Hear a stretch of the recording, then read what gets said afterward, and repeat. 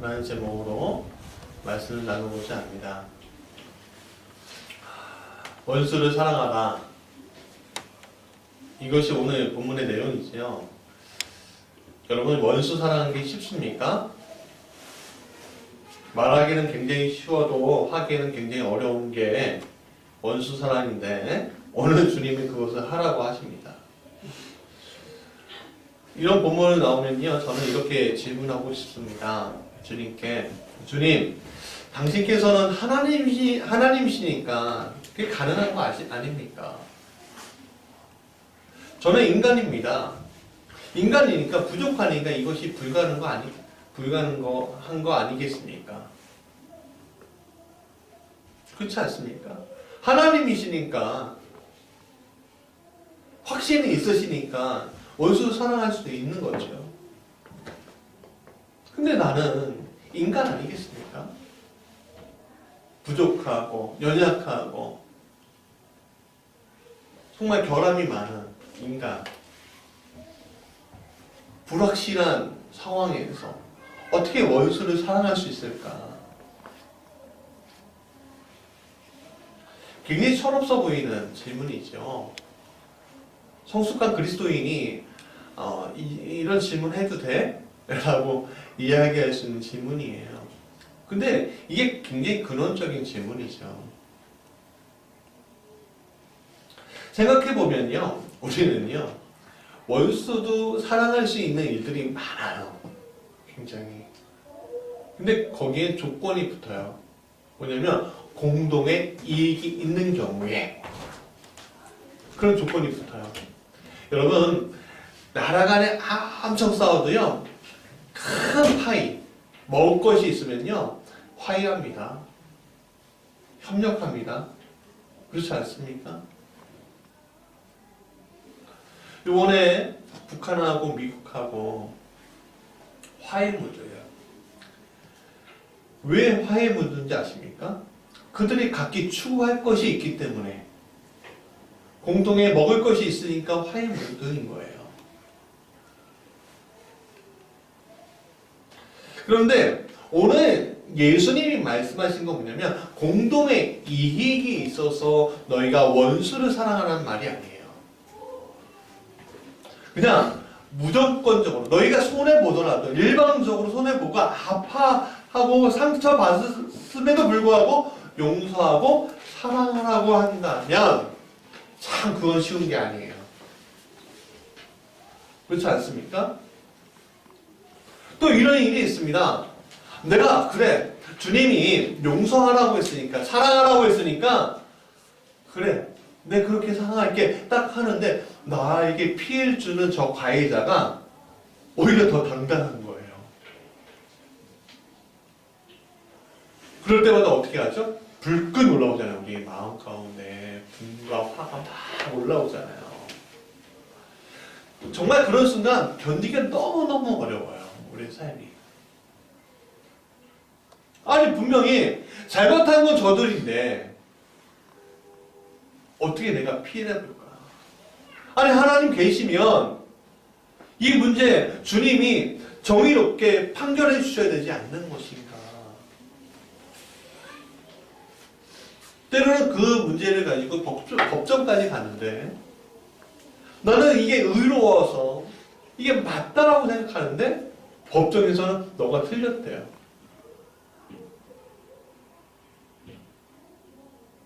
수많은 생각이 들죠. 이거 사법, 부패 때문에 이러는 거 아니야? 할 정도로. 요즘 시대가 그런 불신의 시대이기도 해요. 시편 13편에서 이렇게 얘기합니다. 4절 같이 읽어볼까요? 시작. 조력하는데 나의 원수가 이르기를 내가 그를 이겼다 할까 하오며 내가 흔들릴 때에 나의 대적들이 기뻐할까 하나이다. 그러니까 오히려 나의 대적과 나의 원수들이 나를 보고 내가 용서하고 사랑한다고 이야기하는데 나에게 비웃고, 주변 사람들은 저 사람 바보 같은 사람이네. 그러고 이용당하기 쉬운 존재네. 그렇게 생각하게 만들고, 여러분 좀 머리 좀 있고 좀 자존심이 있는 사람이라면 그런 이야기 듣는 것이 굉장히 쉽지 않은 일입니다. 듣지 않는 게 지혜로운 것처럼 느껴지는 경우들이 굉장히 많죠. 우리에게.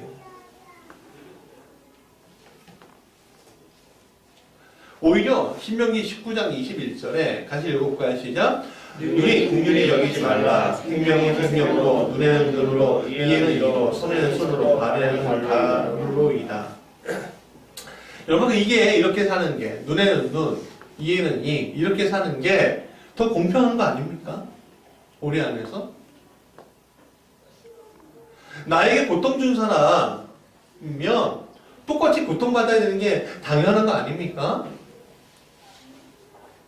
제가 한 대 수치스럽게 맞으면 그 사람도 수치스럽게 한 대 맞는 게 공평한 거 아닙니까?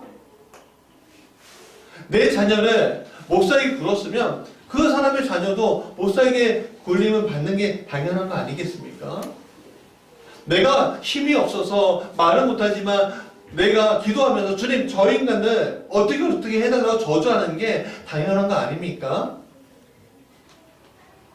그렇지 않아요. 오늘 내가 이렇게 바보처럼 살아가는 게 아니라 그냥 그렇게 눈에는 눈, 이에는 이, 손에는 손, 발에는 발로 살아가는 게 더 공평하고 더 질서 있는 하나님의 섭리 아니겠습니까? 그런데 사랑하라니요. 근데 용서하라니요. 그런데 선대하라고요? 참 싫은 이야기예요. 나에게 고통 주는 사람을 사랑하고 거절하지 말고 오히려 대접하라고? 예수님 참 세상을 몰라도 정말 모르시는군요. 그렇게 얘기하고 싶은 마음이 있어요. 제가 사회에서 어떤 일을 이렇게 할 때 좀 바보 같은 이렇게 대처를 하면요, 옆에서 성도들이 이렇게 얘기해요. 목사님 굉장히 순진하셔서 저러신다고. 그렇게 하는 거 아니에요. 지름길을 가르쳐줘요. 누가? 성도들이. 아니면 때로는 제3자가 그 일을 가르쳐 주더라고요. 제가 몰라서 그러겠습니까?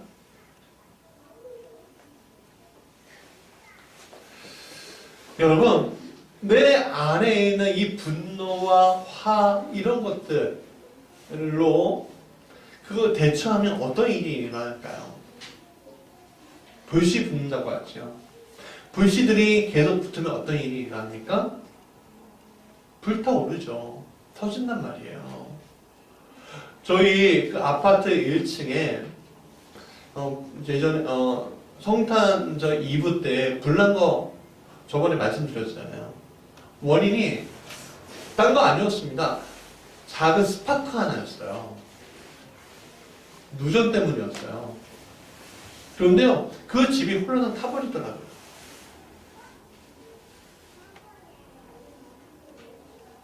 그렇기 때문에 그럼에도 불구하고 오늘 우리가 예수님의 말씀을 억지로라도 내가 따라야 하는 이유가 뭘까요?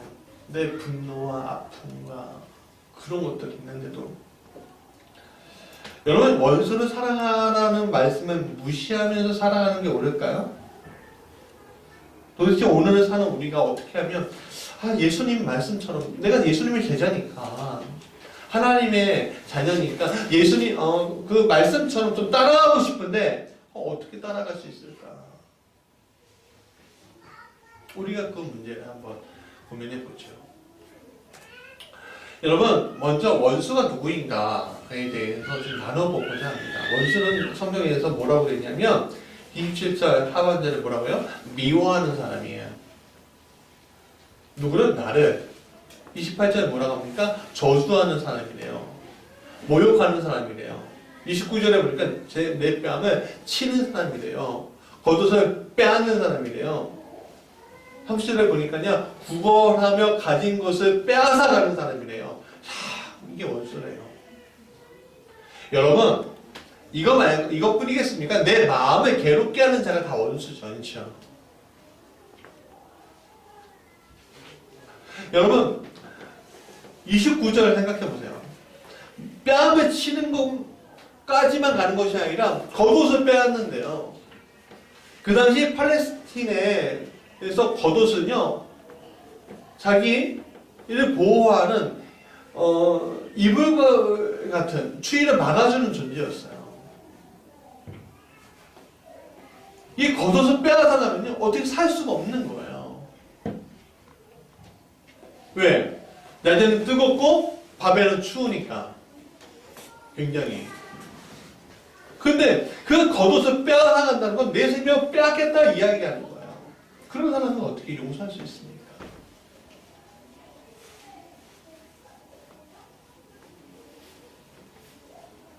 내가 구걸하며 모았던, 내가 수고하고 애썼던 것을 다 빼앗아가도 좋아요. 근데 나에게 모욕하고 나를 저주하는 사람은 어떻게 내가 원수로 안 볼 수 있겠습니까? 그런데 예수님은요, 이런 사람들을 오히려 선대하라 라고 말씀하고 있다는 거예요. 선대가 뭐죠? 선하게 대접하는 거예요. 선대라고 하잖아요. 그렇죠? 선하게 대접하래요. 아니 주님, 나에게 이런 고통을 주었는데 어떻게 선대할 수 있습니까?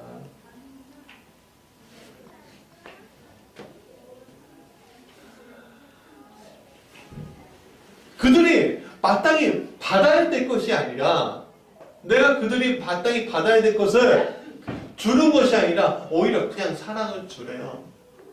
그래서 예수님 뭐래요? 오리 가자 하면 심리 가라고. 그렇게 예수님 말씀하셨잖아요. 참 힘듭니다. 힘들어요. 예수님 안 만나는 것이 오히려 세상 살기 정말 쉬운 일이 아닐까. 예수님 따라가지 않는 것이 내가 세상 사는 거에 편한 일이 아닐까. 그런 생각이 나타나요. 그런데 여러분 생각해 봅시다. 오늘 우리가 선대할 때, 그들이 침뱉고 모욕하던 우리가 선대할 때 어떤 일이 일어날까요?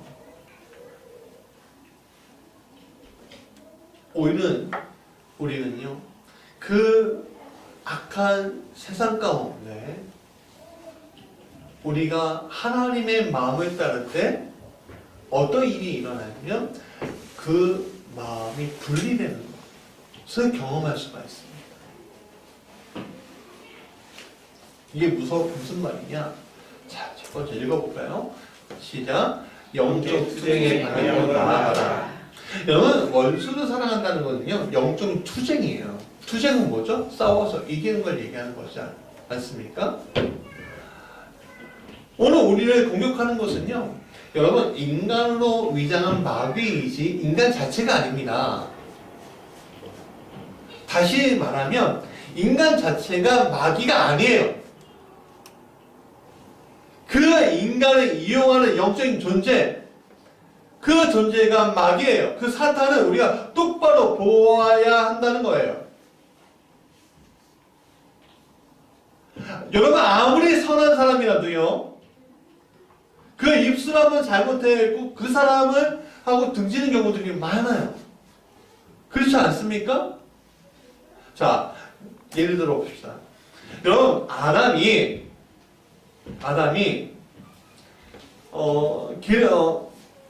선악과 나무 앞에 있을 때 그 선악과를 그에게 준 게 뱀입니까? 하와입니까? 하와예요. 그렇죠?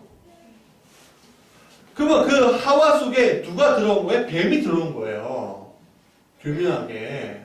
그래서 아담을 속인 거예요. 하와가 아담을 속인 것이 아니라 하와 속에 들어온 그 뱀이 아담을 속인 거예요.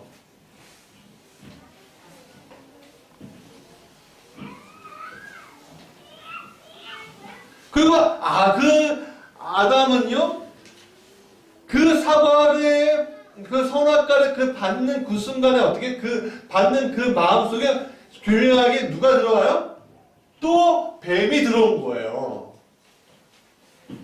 하나님 그걸 보신 거예요. 예전에는 그 마음속에 하나님이 계셨는데 영으로. 근데 사단이 교묘하게 뱀을 통해서 하와를 통해서 아담에게 가게 함으로 말미암아 어떻게 뭐를 짓게 해요? 죄를 짓게 하는 거예요. 그런데 아담은 그 죄를 뱀에게 돌렸습니까? 아니면 하와에게 돌렸습니까? 하와에게 돌린 거예요. 그러니까 잘못된 거죠. 몰랐던 거예요. 그 여자가 나에게 주었으므로. 왜요? 여러분, 그 여자가 나에게 주었지만 그 속에서 누가 준 거예요? 뱀이 꼬신 거예요. 그렇다면 여러분 생각해 봅시다. 하나님은 그럼 책임을 누구에게 돌렸습니까? 아담과 하와에게 너 잘못했으니까 너 벌 받아 그랬습니까? 생각해 보십시오. 에덴에 쫓겨나고 노동하고 해산하는 게 벌 받은 건가요? 어떻게 보면 인간 입장에서 그게 벌 받은 거죠. 근데 생각해 보십시오. 여러분 그게 벌 받은 게 아니에요. 어쩔 수 없는 상황까지 가게 된 거예요, 인간이. 죄로 인해서. 더 이상 에덴에 속하지 못하니까 하나님이 이 인간들이 영원히 계속 진행될 수 있는 방법을 주신 거예요. 그게 바로 일하는 거고 그게 바로 회사라는 거예요. 책임을 인간에게 돌리지 않았습니다. 그런 다음에 그 책임을 어떻게 해요? 누구에게 돌려요? 바로 사단에게 돌렸어요. 그래서 창세기 3장 한번 보죠. 15절. 같이 읽어볼까요? 시작. 내가 너로 여자와 원수가 되게 하고 내 후손도 여자의 후손과 원수가 되게 하리니 여자의 후손은 내 머리를 상하게 할 것이요 너는 그의 발꿈치를 상하게 할 것이니라 하시고. 그러니까 죄의 문제가 들어온 인간에게 는 비록 내가 에덴에서 쫓겨나지만 언젠가 다시 돌아오게 할 것이라고 약속한 말씀이라는 거예요. 이 말씀은.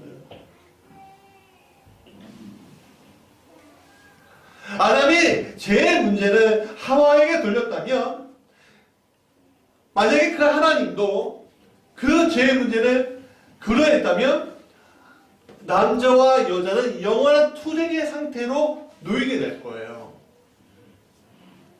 더 이상 후손을 만들 수 없게 될 거예요.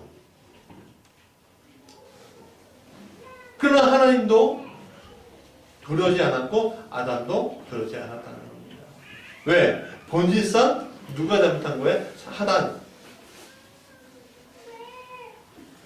그래서 하나님 우리의 상태를 아시고 구원의 질서 안에 우리를 두신 것이다. 바로 여러분 아셔야 합니다.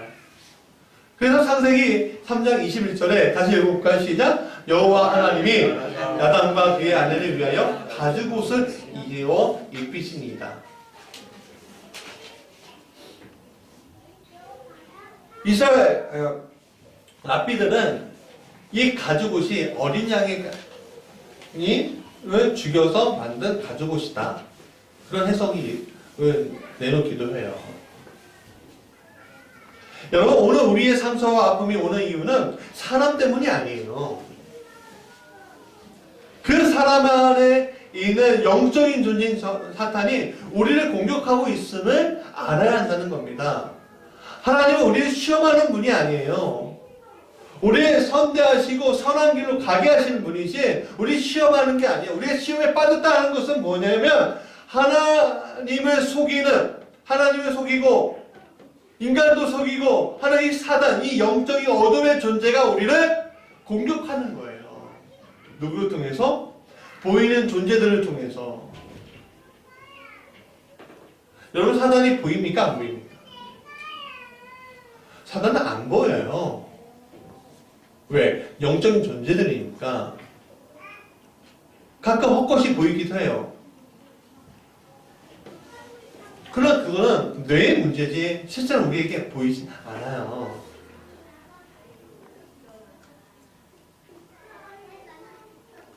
하나님은 시험하는 분이 아니라 나를 사랑하는 분입니다. 그에 반해 사단은요 우리를 거짓으로 사랑하지 않으면서 지옥으로 이끄는 장본인이에요. 오늘 우리가 하나님 믿는다면 이 거짓된 영의 존재도 분명히 인정할 줄 알아야 합니다.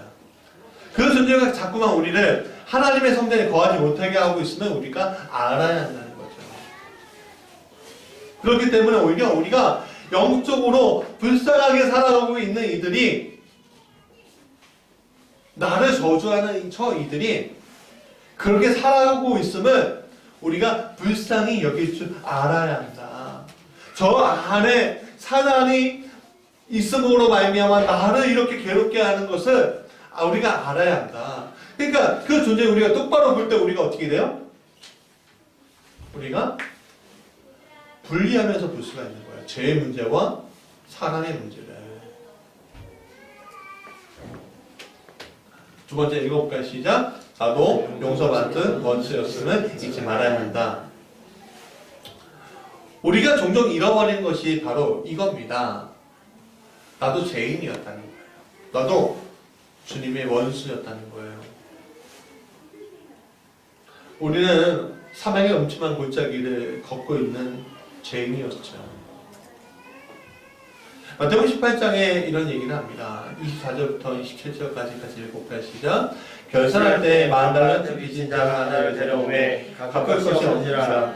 주인이 명하여 그 몸과 아내와 자식들과 모든 소유를 다 팔아 갚게 하라 하니 그 종이 엎드려 절하며 이르되 내게 채워소서 다 갚으리다 하거늘 그 종이 주인이 불쌍히 여겨보아 보내며 그 빚을 탕감하여 주었더니라고 얘기합니다. 여러분, 오늘 우리는요 하나님과의 결산에서 엄청난 빚을 진 사람이에요. 그럼에도 불구하고 우리는 어떻게 용서를 받았다는 거예요. 그러니까 즉 뭐예요? 용서를 받았던 죄인의 몸이었는데 그 주인이 나를 용서해 주므로 우리는 또다시 어떻게 해요? 죄인의 길이 아닌 의인의 길로 가게끔 하나님 역사하시고 있다는 거예요. 근데 그럼에도 불구하고 우리가 어떻게 돼요? 이 18절의 내용이 무슨 내용이 나오냐면 길을 가다가 바로 주인에게 풀려난 다음에 길을 가다가 100데나리온을 빚진 자를 붙잡아서 그 사람을 옥으로 가두는 게 바로 우리라는 거예요.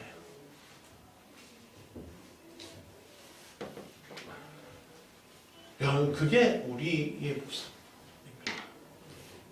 그러니까 오늘 우리가 하나님께 용서를 받은 거예요. 용서받고 이제 원수가 되지 않았어요. 하나님 자녀가 되었어요. 하나님 자녀가 되었다는 것은 우리가 구원받았음의 이야기예요. 구원의 길로 한 걸음 가는 거죠. 그런데 내 속에 또 누가 들어와요? 원수가 들어오는 거예요. 그럼 됩니까? 안 됩니까? 안 되죠. 우리가 그건 놓치면 안 된다는 거예요. 난 용서받은 사람이야. 나는 정말 내 거 다 빼앗길 수밖에 없는 존재였는데 하나님이 나를 용서해 주셨어. 그거 우리가 잊지 말아야 한다는 겁니다. 거기서부터 우리가 시작이 돼야 돼요. 실제로는. 세 번째, 같이 읽어볼까요? 시작. 내가 하는 것이 아니라 하나님께서 하시도록 내버려 두라. 여러분, 내 안에 실질적으로 세상을 용서할 힘이 있습니까? 없습니까? 있다고 착각을 하는데요, 실제는 없어요. 정말 용서할 수 있으면 좋겠는데 실제로 그렇지 않아요. 왜? 내가 하는 것이기 때문에. 내가 하는 것이기 때문에 그래요. 이전엔 영화 미량이라는 영화에서 이 전도연 씨가 보는 이 주인공이 얘기는 마지막 남은 하나의 희망이 있었습니다. 그게 바로 아들이었어요. 근데 옆에 원장이 질투를 해서 그 아이를 죽입니다. 납치해서. 그런데 이 여자가 너무 슬프고 아프고 그래서 하나님께 가서 막 치료받고 그런 다음에 이제 난 저 사람을 용서할 수 있어 라고 해서 갔는데 용서하려고 딱 하니까 이 범인이 뭐라고 해요? 난 이미 용서받았는데 하나님한테 당신 용서해 주실 필요 없어요. 그렇게 가요.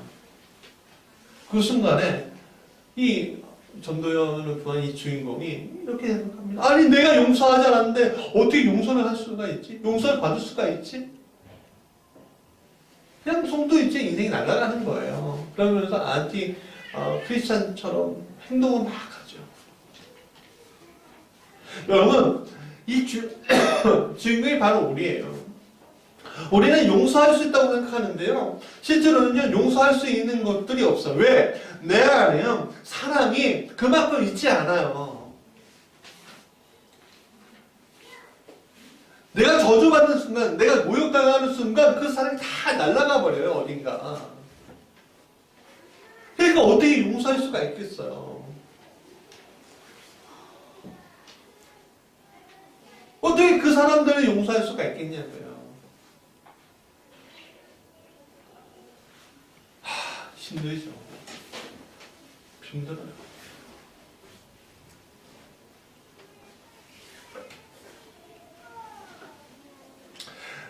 용서할 수 있다고 생각하는 건 착각입니다. 우리의 육신에게는, 우리의 육체에는 그런 힘이 없습니다. 그래서 오늘 우리가 구하는 게 뭐예요? 바로 성령이죠. 내 안에 계신 성령께서 나를 통해서 용서하시도록 해야 합니다. 그 사람이 어떻게 반응하든 상관없이 내 안에 계신 성령께서 그 사람을 용서하실 수 있도록 해야 한다는 거예요. 그래야 36절 같이 읽어볼까요? 시작. 너희 아버지의 자유로우신 같이 너희도 자비로운 자가 되라. 그렇게 될 수 있게 되는 거죠. 많은 사람들이 이렇게 얘기해요. 요즘에 중요한 이런 재밌는 얘기인데 뇌피셜 알아요? 뇌피셜? 네? 네네. 아 그렇게 그렇다 이렇게 하는 게 뇌피셜이잖아요. 여러분 대표적인 뇌피셜이 기독교 안에도 있죠. 뭐예요? 아멘! 아멘! 아멘! 무조건 아멘 하는 거. 여러분 세상 사람들은 그렇게 얘기합니다. 뇌피셜 하고 있네. 실제로 너가 그러지 못하면서 그렇게 긍정적인 사고로 너가 긍정적인 그런 사고를 가짐으로 말미암아 그거 극복하려고 하고 있는데 그렇게 얘기해요. 아 여러분 그래도 감사하죠. 그렇게 된다는 거. 뇌피셜이라도 해야 꼭 내가 고통의 그 순간에 벗어날 수 있게 하는 것도 감사하죠. 그러나 오늘 성경이 얘기하신 성경이 이야기하는 것은 너가 뇌피셜 하는 게 아니에요. 너가 뇌피셜 하기에는 너는 너무 약하다는 거예요. 작은 것들은 너가 감당할 수 있을지도 몰라요, 우리가. 그러나 커다란 어려움, 커다란 슬픔, 커다란 아픔, 커다란 상처 앞에서 내가 그게 될까요? 쉽지 않아요. 그런데는 우리에게 뭐예요? 성령이 나를 이끌 수 있도록 우리가 이끌림 당해야 한다는 거예요. 즉, 내가 나타나는 것이 아니라 내 안에 계신 누가 나타나야 되는 거예요? 아버지가 나타나야 되는 거예요. 예수님, 성령님이 나타나야 한다는 거예요. 이게 굉장히 중요한 얘기입니다. 아버지가 2주 전에 돌아가셨죠. 저희 아버지가. 김원 집사님. 굉장히 슬펐습니다. 아팠습니다. 근데 이상하게 눈물이 많이 안 나왔어요. 왠지 아십니까? 그분의 얼굴을 보는 순간에 그분이 고요하게 눈 감고 가시는데 그 얼굴이 천국 가는 얼굴인 거예요. 성령이 그것을 깨닫게 하시더라고요. 이분이 거한 곳이 영원한 불타는 지옥이 아니라 영원히 살아있는 천국이라는 거. 그걸 성령이 알게 하시더라고요. 근데 그게 저만 느꼈을까요? 아니요, 제 아내도 느꼈고요. 여기 계신 우리 이동훈 집사님이나 우리 어머니이신 박인숙 원장님이 똑같이 느꼈어요. 그러니까 눈물이 많이 흐르고 싶은데 그게 보여지니까 성령께서 알게 하시는 거예요. 자, 네 번째 같이 읽어볼까요? 시작. 하늘 아버지가 주장하는 인생이 됩니다. 37절, 38절 한번 성경 다시 읽어볼까요? 시작. 비판하지 말라. 그리하면 너희가 비판을 받을 것이요. 정죄하지 말라. 그리하면 너희가 정죄를 받지 않을 것이요. 용서하라. 그리하면 너희가 용서를 받을 것이요. 주라. 그리하면 너희에게 줄 것이니 곧 후히 주고 누르고 흔들어 넘치도록 하여 너희에게 안겨주리라. 너희가 헤아리는 그 헤아림으로 너희도 헤아림을 도로 받을 것이니라. 여러분, 우리의 최종 목적은요 어디입니까? 내가 잘 먹고 잘 사는 이 순간이에요? 아니, 우리의 최종 목적은 천국이에요. 우리는 여기에서 그러면 우리에게 하나님께서 주시는 건 뭐예요? 맛복이에요. 맛백이에요. 얼마 전에 조그만 선물이라도 하려고 뭐 할까 했더니 지나가 보니까 베스킨 라빈스 31이 있더라고요. 한 10,000원치 사갖고 해야 되겠다 했는데 무엇이 좋을까 고민이 되는 거예요. 맞아요. 31이니까 선한 것이니까. 그러니까 저기한테 디렉터한테 얘기했죠. 직원한테 이것 좀 떠다 좀 맛배기 좀 달라고 딱 주고 요만큼 주는데 이거다 싶더라고요. 이 맛을 주면 좋아하겠다라는 생각이 드는 거예요. 여러분, 오늘 우리가 받는 축복은 맛뱅이라는 생각을 하셔야 해요. 우리가 웃을 수 있고, 우리가 행복할 수 있고, 우리가 막 즐거워할 수 있는 것들이 막 영원히 오늘 우리의 삶 가운데 영원히 1초 1분 끝이지 않고 계속 됩니까? 아니죠. 계속 지금 제가 웃으면요. 계속 내가 막 즐겁고 내가 맨날 행복하고 막 그러면요. 우리는 어디로 가야 돼요? 병원 가야죠. 병원 가야죠. 근데 천국은 그렇지 않다는 거예요. 천국은 막 좋아도 되는 곳이라는 거예요.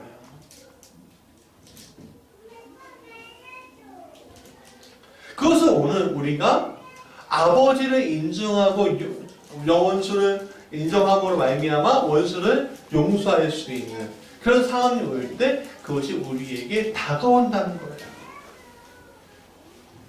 원수를 용서할 수 있고요. 내 한 뼘을 다시 돌려서 그래 한 뼘 더 때려. 그럴 수 있는 거예요.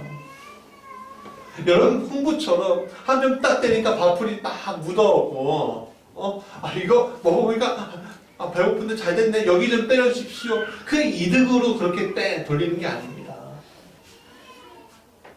우리는 하나님께서 내 안에서 역사하시도록 함으로 말미암아 그 사람의 분, 그 사람이 가지고 있는 화, 그 사람이 가지고 있는 고통, 그 사람이 가지고 있는 무엇인가를 같이 합세해서 터뜨리는 것이 아니라 하나님이 주신 그 사랑은 덮어버리는 거죠. 왜? 그게 천국의 원리입니다. 그것이 아버지가 나에게 해주신 거니까. 그럼 이게 물어보세요. 목사님 그럼 맨날 저요? 맨날 저기? 아니요. 성령이 여러분들을 움직이시도록 할 때 하나님께서 그 길을 열어주시는 것을 보게끔 하시는 거예요. 그게 뭐예요? 세상이 알 수 없는 크고 비밀한 일. 세상이 줄 수 없는 평안, 평강이에요.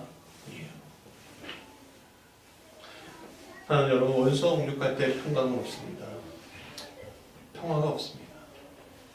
그러나 주님이 내 안에서 그런 상황임에도 불구하고 우리가 놓치지 않고 주님 붙들면 그때에서 우리는 그 속에서도 천국을 맛볼 수 있는 인생이 되는 거예요. 자, 말씀의 결론입니다. 간단합니다. 한 가지예요. 내가 용서하는 것이 아니라 내 안에 계신 성령님이 그들을 용서하게끔 내가 이끌림 당하는 겁니다. 그러면 내 안에 무엇이 찾아와요? 평화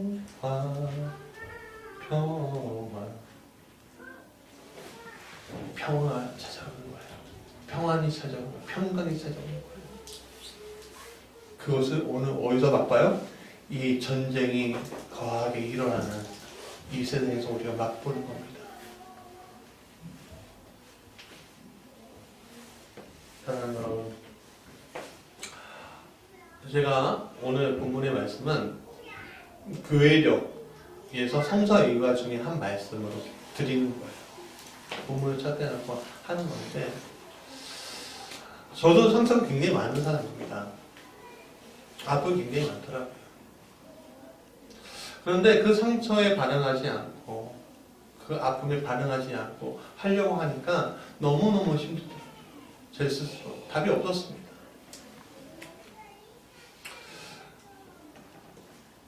그래서 참 고민이 많았습니다. 근데 참 이상하죠? 제 안에 성령이 들어오신 말미암아 그것이 극복이 되어 가더라고요. 여러분, 지금 그 일들이, 그 문제가 해결이 안 될 수도 있습니다. 쉽지 않습니다. 당장 그 문제가 내 안에서 그래, 하나님 불러오면 그 문제 해결돼. 그게 해결된다면 참 모든 문제는 사라질 거예요. 그러나 그때마다 내 안에서 그 분노가 일어날 때마다, 화가 일어날 때마다 우리 기도합시다. 내가 반응하지 않고, 내가 반응해서 죄로 반응하지 않게끔 해달라고. 성령께서 함께해서 그 성령이 반응할 수 있게끔 해달라고. 우리 기도합시다. 그럴 때 우리가 주님이 주신 평강, 주님이 주실 그 천국의 삶을 오늘 우리가 살고 있는 것을 보게 될 것입니다.